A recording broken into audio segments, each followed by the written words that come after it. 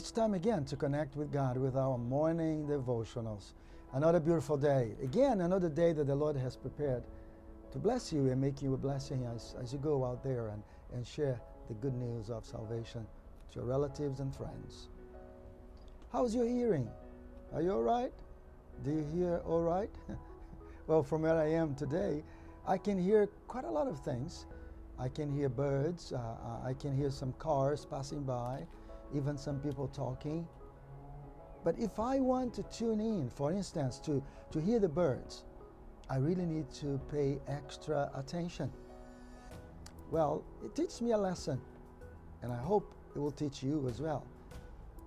As you want to listen to God, because God does speak to His people, and He speaks to you, and He speaks to me, how would you listen to Him? Are you able to hear and distinguish God's voice as He speaks to you?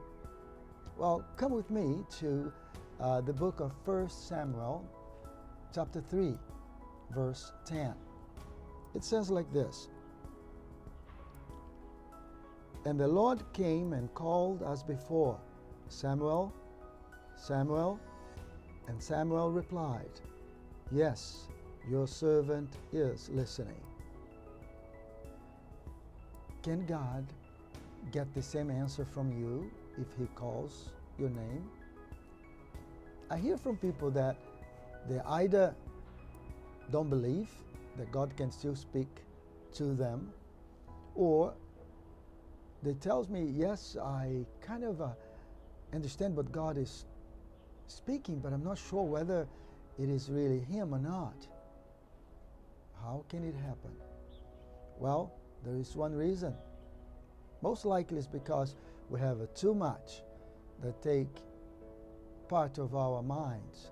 And because of that, it's difficult for us to distinguish what is God's voice and what is not. And God is speaking, and we miss the opportunity to listen to Him. Today is a good training ground for you. Well, maybe God wants to do with you like He did with Samuel, the boy Samuel. You can read more about this in his book, 1 Samuel chapter 3. It tells you about how he spoke to Samuel, the boy. Imagine if God calls you today and wants to tell you something. Are you able to tune in and understand God is speaking to you?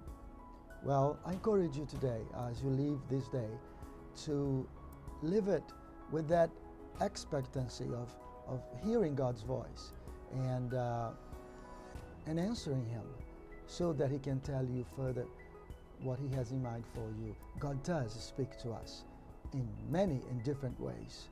Maybe you're not going to hear Him speak loudly or in a natural way, but you can definitely feel His voice as He speaks to you. Well, in any way, God does speak to you. And I hope and I pray that today will be the day that you can definitely hear God's voice in your life. Have a wonderful day. God bless you. And I'll see you next time.